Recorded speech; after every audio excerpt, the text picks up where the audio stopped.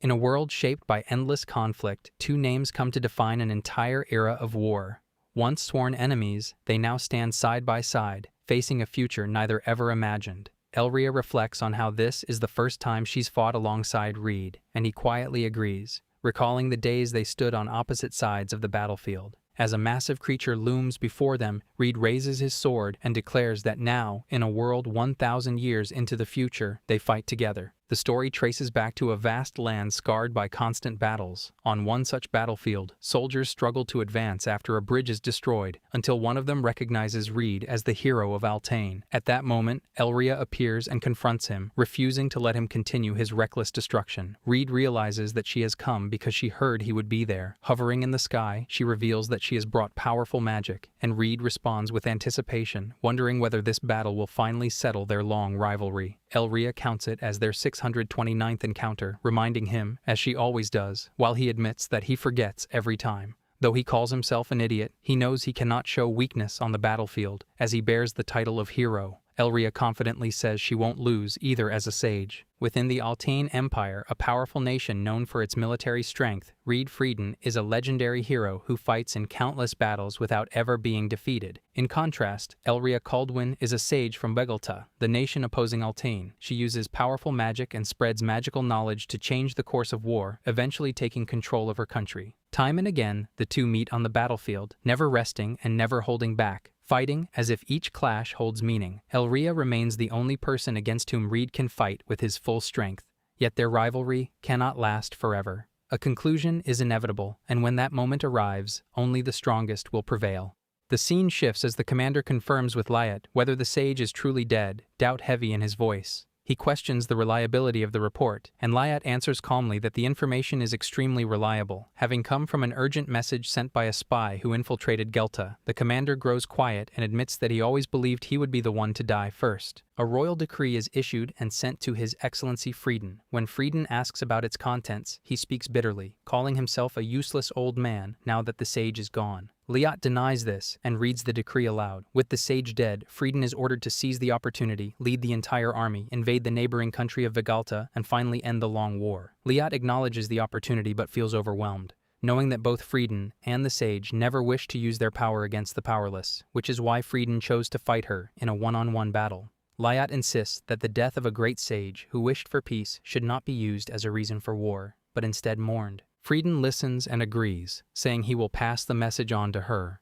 When Lyat asks what he plans to do, Frieden replies that he's just going for a walk, adding that he doesn't need to dress for war just to meet a friend, and leaves his sword behind. The scene shifts to the border between Altain and Vegalta.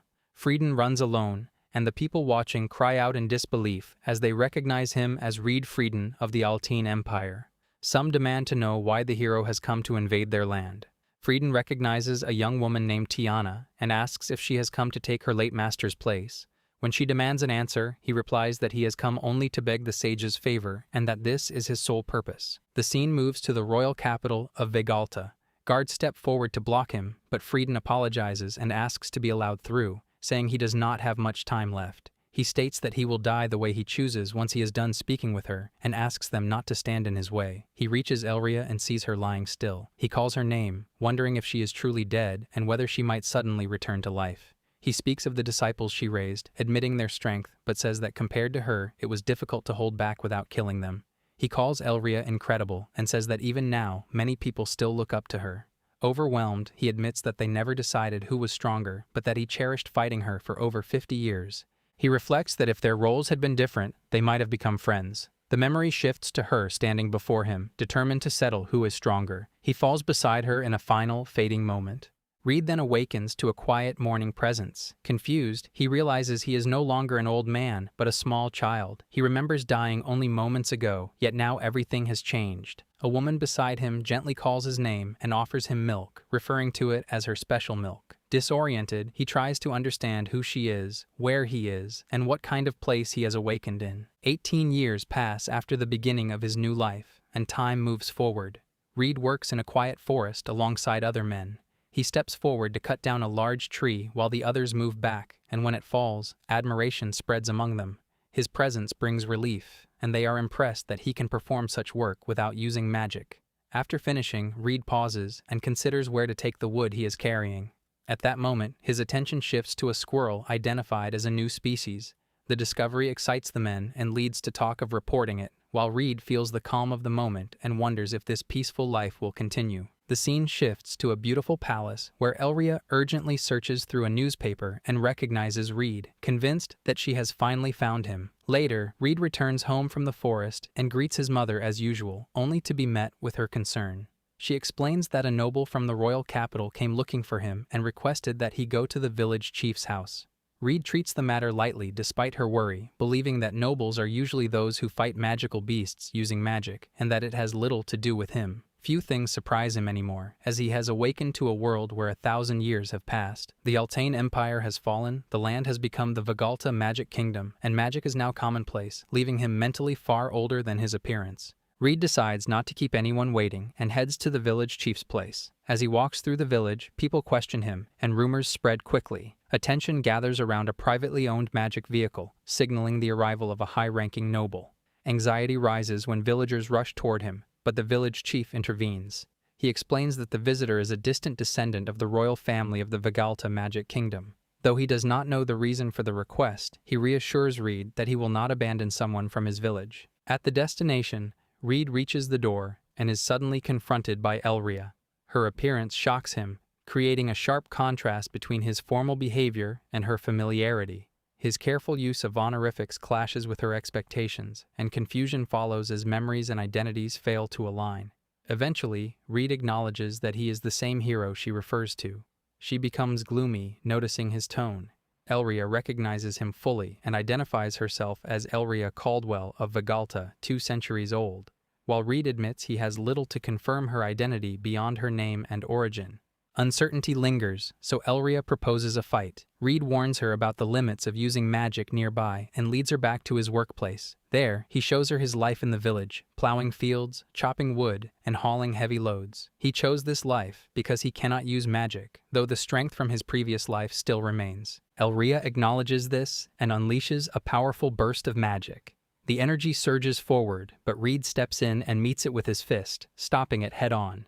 Reed admits that he does not remember how many times they have fought, while Elria remains calm, knowing she was always the one who kept count, and feels glad that the person before her is truly Reed. He reflects on how unexpected their reunion is. Elria recalls that she believed he would exist in this world as well after being reincarnated, even without proof. When he wonders how she found him, the answer lies in a countryside newspaper article, where a picture of a rare squirrel led her to recognize him through intuition. Their discussion turns to reincarnation, understood as inheriting memories and abilities from a previous life. Elria refers to it as reincarnation magic, something that exists only in theory. She admits she never used it and does not know how it can be performed. Reed realizes that she understands the outcome but not the method, and she acknowledges that even she has limits as a sage. She notes that true reincarnation would have preserved her former appearance, which is not the case. Reed considers that she may have been reborn as a human rather than an elf, explaining why their ears now match. The focus then returns to Reed's inability to use magic. He recalls his childhood magic aptitude test, where the examination device broke the moment he touched it, leading officials to judge him incompetent. Rather than cling to magic and cause trouble for others, he chose a quiet life in the countryside. Although magical beasts still exist, this life feels far more peaceful than his previous one. Elria remembers that Reed was once a hero, but Reed considers that title something that belongs to the past. Elria reflects on that past and acknowledges that Reed was once a hero, though he no longer claims that role. He admits that he is not as strong as she is now, without denying her strength. In the past, only a mage was allowed to fight. Elria then expresses her desire to marry him and declares that he will be her fiancé. Reed is caught off guard and resists the sudden certainty. Elria explains that being closely related to the Caldwell family, a branch of the royal family, would allow him to take the Magic Academy entrance examination, regardless of his magic aptitude. By proving his abilities, he could become a mage. Reed questions whether this is cheating, but Elria denies it, insisting that Reed fought her for over 50 years and was once called a hero. She cannot accept that he was overlooked simply because he cannot use magic. Reed says he is glad to hear her feelings, but insists that before anything else, they must settle who is stronger. He remains confident that she feels the same way. recalling how their roles as hero and sage meant that either of them losing could have caused a country's downfall. This is why they never fought without restraint, despite always fighting earnestly. Reed expresses that if wishes could be granted, he would never run or hide, and would always accept Elria's challenge. A carriage arrives in the village, and the waiting attendants stand quietly outside while the villagers gather to watch. Inside the house, the village chief sits with tension on his face as Reed steps in, unsure why he has been called. Reed mentions that nothing is wrong, but informs the chief that he will be traveling to the royal capital with the Lady of Caldwin. Meanwhile, Elria hides her face in embarrassment, overwhelmed as she repeats to herself that she asked him to marry her. When Reed walks out with her, both appear in the doorway together. A crowd quickly forms around them as the villagers cheer with excitement, realizing that Reed is leaving for the royal capital. Some boys insist that Reed should introduce them as well. Others shout about how beautiful the Caldwin princess is, and one child proudly calls himself Reed's friend. Reed feels the crowd pushing too closely and reminds everyone that they cannot reach the carriage like this. He reaches his hand toward Elria to guide her through. The village chief steps forward and urges everyone to move back. With the crowd finally clearing a path, Reed holds her hand and leads her to the carriage. She thanks him softly as they step onto the vehicle together. Inside the vehicle, Reed sits with quiet disbelief, feeling how unexpectedly everything has changed. Elria sits beside him, still flustered from earlier, remembering her slip of the tongue. When he calls her name, she responds with a shy reaction, and he realizes her gentle and timid nature remains the same, even after reincarnation. She covers her face and apologizes. He then brings up his inability to use magic.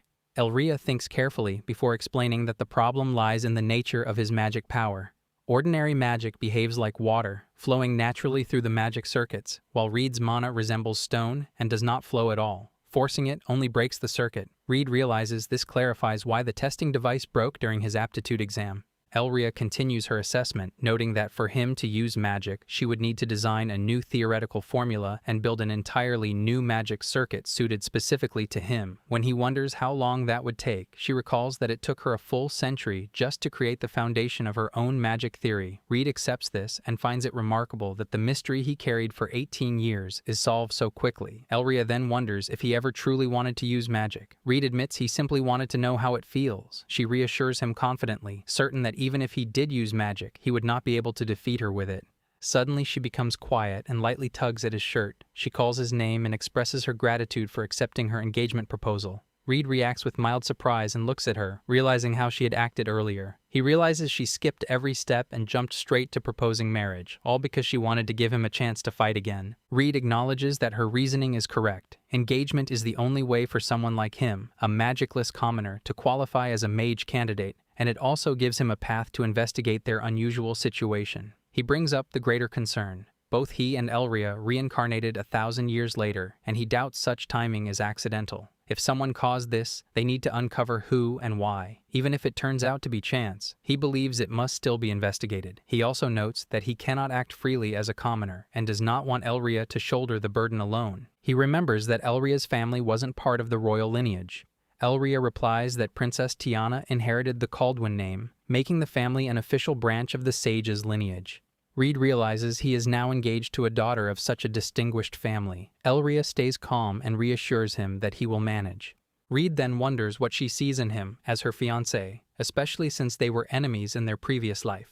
Elria answers without hesitation, showing no discomfort about their past, and makes it clear she would never propose if she cared about old rivalries. Reed reflects that he trusted her for the same reason. They share a quiet moment and thank each other. He then admits he has never experienced an engagement before. His former life was spent on battlefields where death was constant, so he had refused all marriage discussions. Elria listens and accepts this. Reed shifts the subject and wonders whether stories about him survived over the past 1,000 years. Elria reacts awkwardly, and he grows curious, assuming he is remembered for brutality. She avoids giving details and insists the truth is different from what he thinks. Before he can ask further, the vehicle stops, and she announces that they have arrived at her home. Reed steps out and looks up at the palace, overwhelmed by its size and elegance. Elria walks ahead, and he follows her inside. Her father, Gallian Caldwin, waits for her and immediately focuses on her late return. He notes that she must have something else to say since she slipped out alone again. Elria admits it, and Gallian appreciates her honesty. She responds that she left a note and informed the staff, and he acknowledges that she handled it well. She then introduces her fiancé. Gallian instantly rejects the idea, but Elria reminds him that the fiancé is already present. He expresses surprise, and she confirms it before presenting Reed, who greets him respectfully. Gallian studies him and identifies him by name, then orders him to leave. Reed calmly refuses. Seeing his determination, Gallian invites him inside instead. Reed accepts.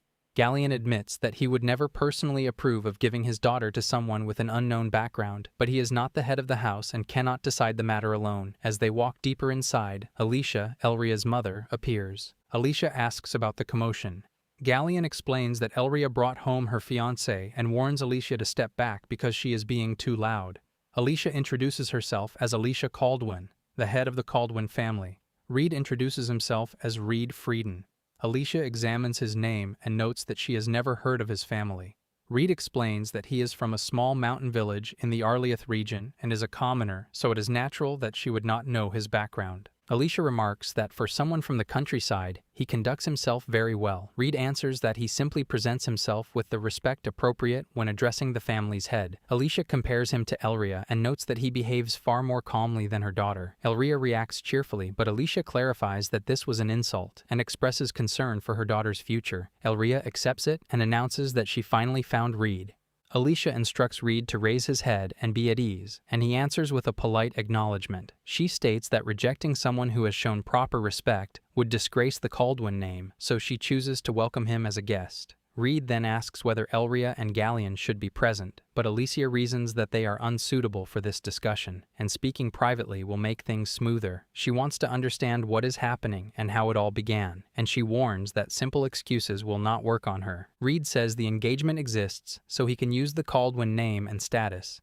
Alicia immediately realizes Elria came up with the idea and says she needs no further proof. She already trusts he is the one Elria has been searching for. Reed looks confused, so Alicia elaborates. She remembers Elria as a small child suddenly declaring that she wanted to find someone named Reed Frieden. When asked why, Elria only shook her head and insisted he existed. Alicia once dismissed it as childish imagination. Still, Elria always seemed unusual, gifted in magic, quiet even as a baby, and prone to staring at her mother with fearful eyes. She had awakened in a world 1,000 years later without knowing anyone. Yet she continued searching for Reed without any real basis. Reed listens in silence as Alicia concludes that if he truly is that Reed, she will approve the engagement. He asks if she is really willing to entrust her daughter's future to a man of unknown origin based only on Elria's belief. Alicia answers that it is her daughter's wish, and as a parent, she sees no reason to deny it. She then asks for his own thoughts. Reed reflects that Elria once stood as his only equal and that time has kept them apart for far too long. He never forgot her, just as she never stopped searching for him. He wonders how she sees this peaceful world now. Realizing she still lives in this era, he admits he wants to remain by her side.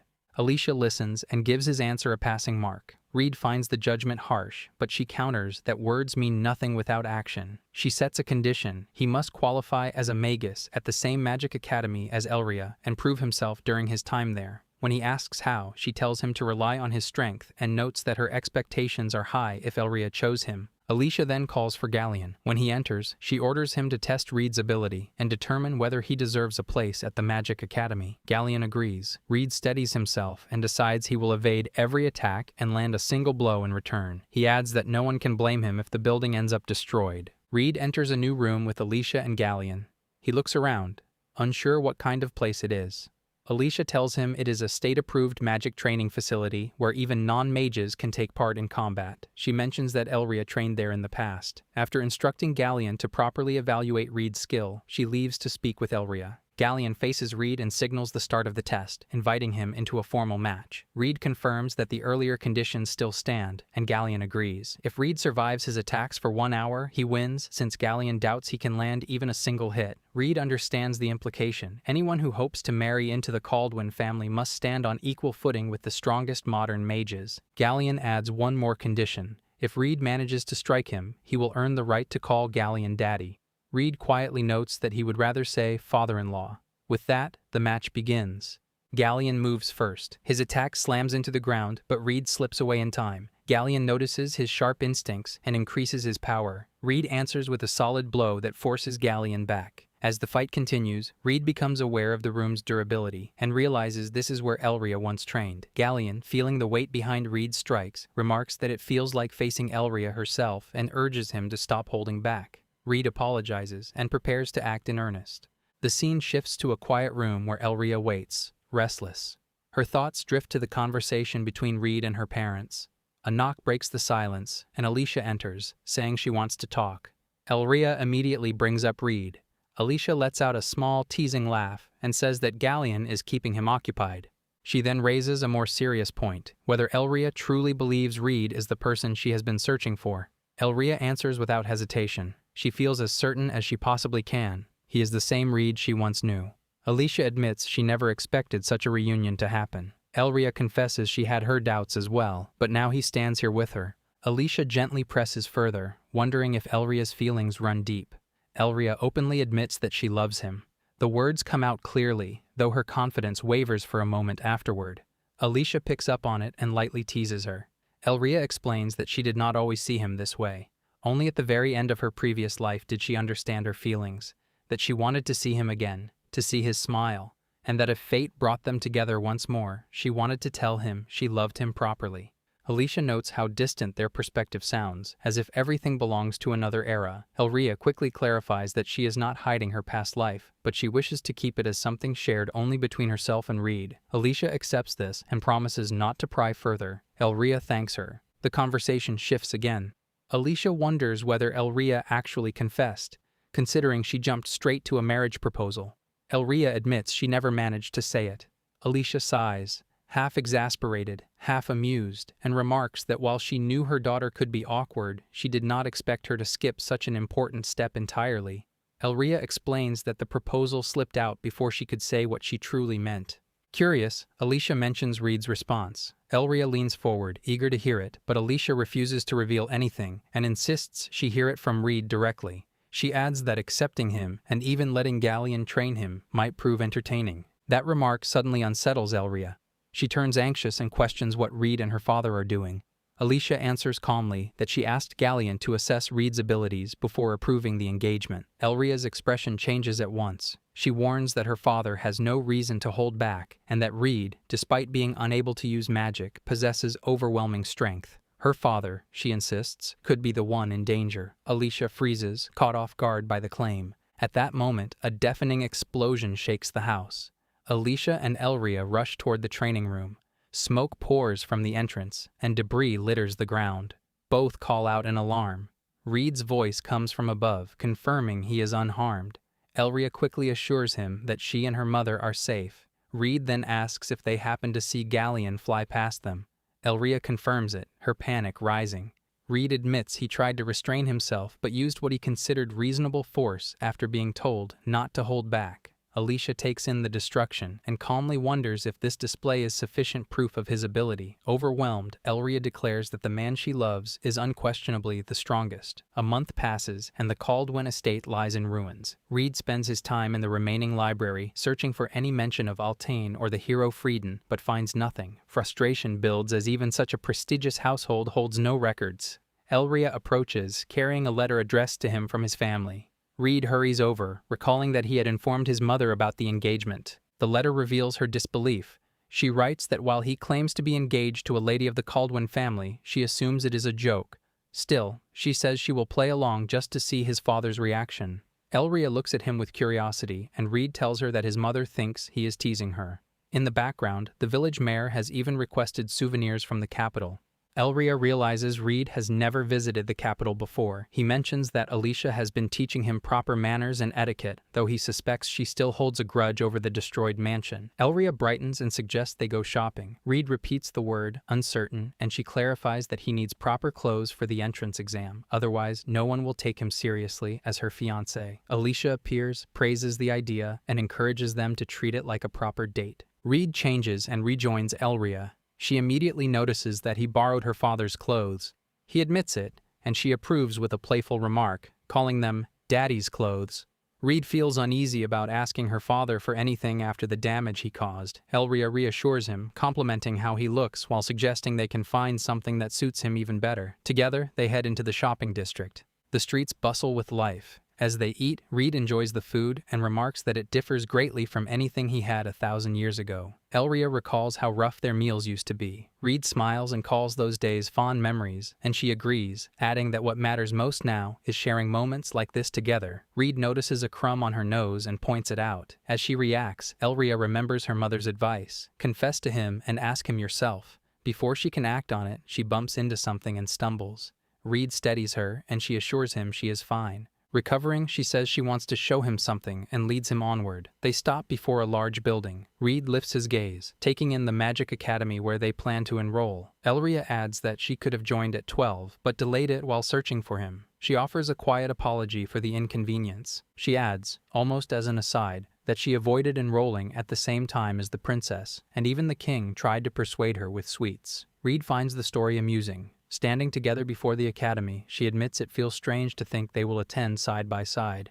Reed responds that everything depends on passing the exam first. After a brief pause, she wonders if he ever grew close to anyone in the village. Reed answers calmly, with a faint smile. Considering both his lives, he feels far older than those around him, more like they are children or grandchildren. Throughout all that time, he says, his thoughts remained fixed on her, just as she never stopped searching for him. Elria listens, her expression softening. She admits that while she once enjoyed fighting him, she also longed for quiet moments like this. Their engagement, she says, truly makes her happy. She raises her hands toward him and gently places herself in his care. Reed accepts without hesitation and promises the same. Their hands meet, light but certain. He speaks her name softly, and she meets his gaze with calm warmth. They arrive at the entrance of the Magic Academy, and the first thing Reed notices is the enormous crowd gathered there. People from different countries fill the area, and the lively atmosphere makes him excited. It really feels like the world's best Magic Academy. Around them, several students recognize Elria and whisper her name in awe.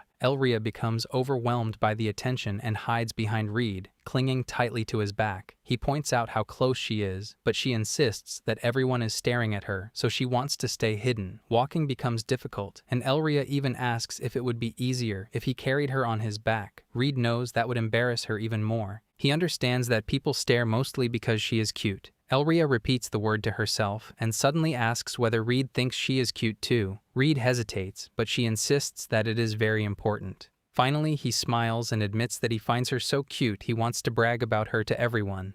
Elria promises to do her best so Reed can proudly speak of her. When he tries to free his sleeve, she refuses, calling it her lifeline and holding on even tighter. They arrive before the academy staff. Reed mentions that they were sent by the House of Caldwin. The teacher immediately recognizes Elria Caldwin's name and warmly greets the girl believed to be the sage's reincarnation. When her attention shifts to Reed, she admits she knows nothing about him and assumes he must have ties to the Caldwin family. Elria responds by hugging his arm and declaring that he is her fiancé. The teacher congratulates them and assumes Reed must come from a noble house, but he calmly states that he is only a commoner. The teacher hesitates, unsure how to respond. A sudden voice from above cuts through the moment, warning everyone to stay alert. A heavy impact follows, sending a gust of wind across the area. A beautiful girl descends, landing gracefully after releasing magic.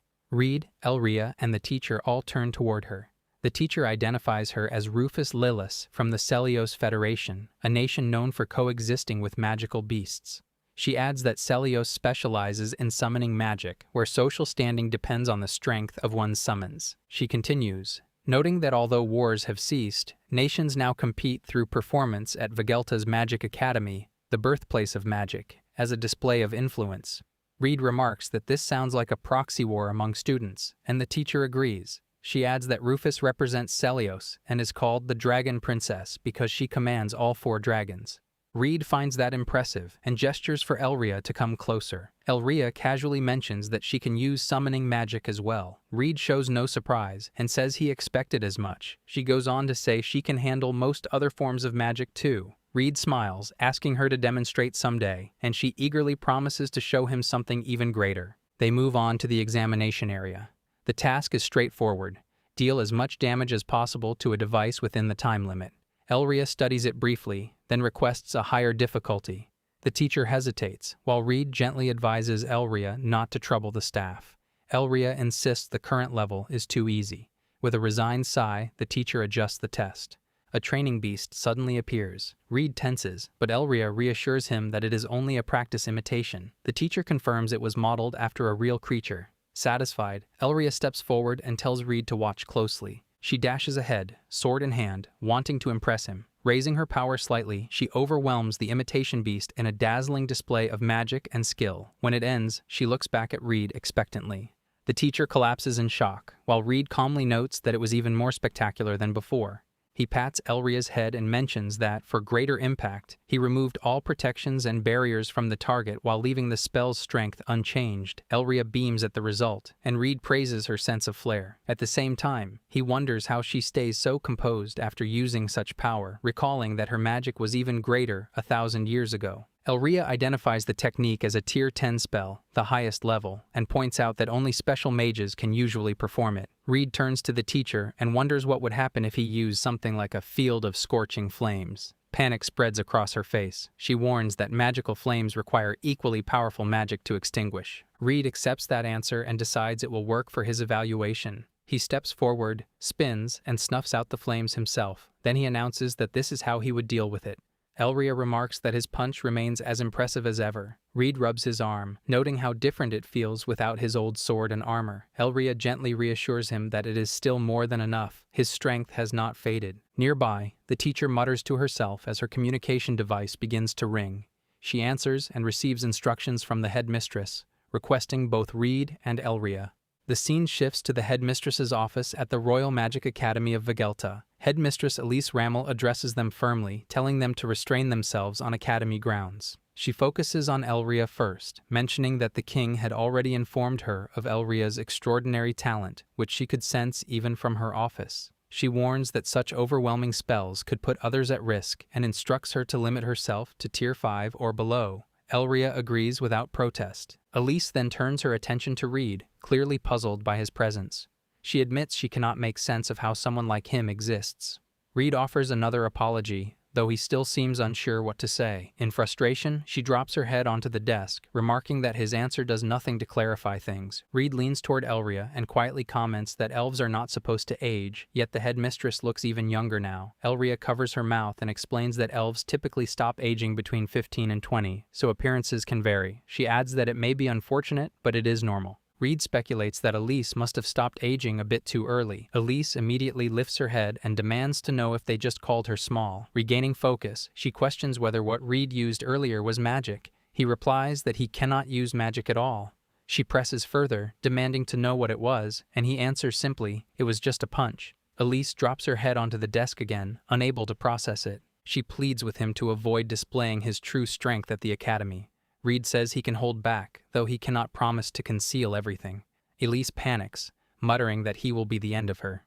Reed then mentions that the Caldwin family required him to prove himself at the academy. He says he can restrain himself, but he cannot risk losing his engagement with Elria. Elise admits Alicia already warned her, and she now realizes she underestimated him. She offers a compromise. Reed may act freely during the entrance exam, and afterward, he can show some of his ability, but nothing like the destruction from earlier. She makes it clear that she will not tolerate a repeat. Afterward, she comments that it feels strange to meet two people named Elria and Reed.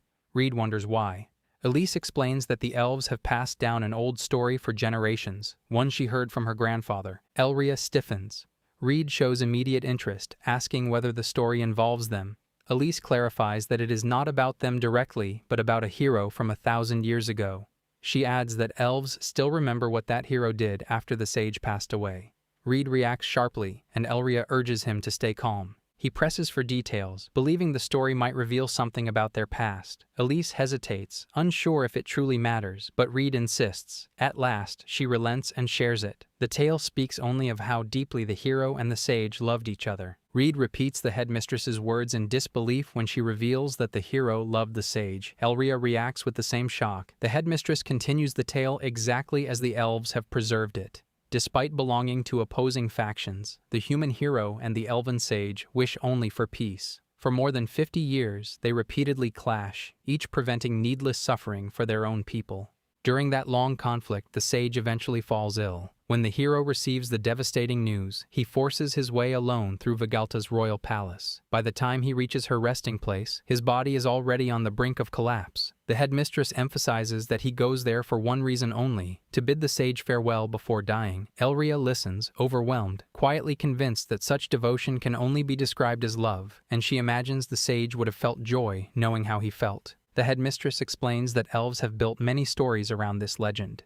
Reed lifts a hand in gratitude, but he notices Elria looking faint and signals that they need to leave. The headmistress briefly checks on her, then concludes the meeting, reminding both to keep their power under control while on academy grounds and congratulating them on their enrollment. Outside, Reed reflects that he is not upset by the story. Elria admits the tale is extremely popular among elves and that people eventually began speaking of the hero and sage as if they were a pair. She blushes, worried that telling him earlier might have troubled him. He wonders if she believes he did everything exactly as the story describes. Elria hesitates, and he gently taps her ears to regain her attention. He explains that the elves recorded most of the story correctly. Elria reflects on his journey after her death. Reed confirms it.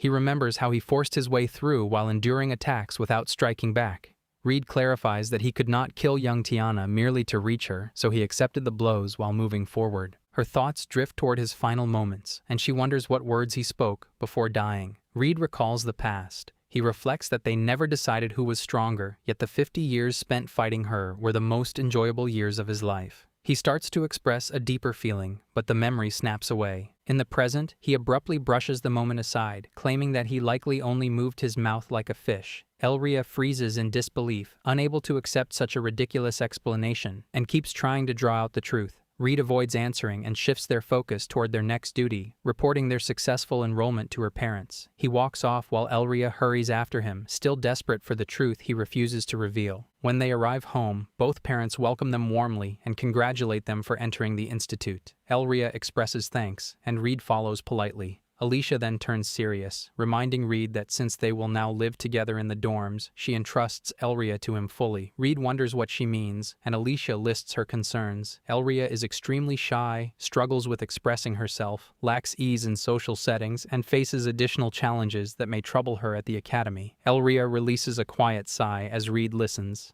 Suddenly, Galleon calls Reed's name with force, prompting Reed to stand straight. Galleon admits that the request is heavy, but still urges Reed to look after Elria. He worries because she only feels comfortable with a very small number of people and may struggle if left alone. Alicia watches him dryly, noting that this is his sober tone. Galleon adds one last warning from a father. Touching Elria before marriage will lead to consequences far beyond scolding. Reed understands completely, aware that the worst possible outcome could be death.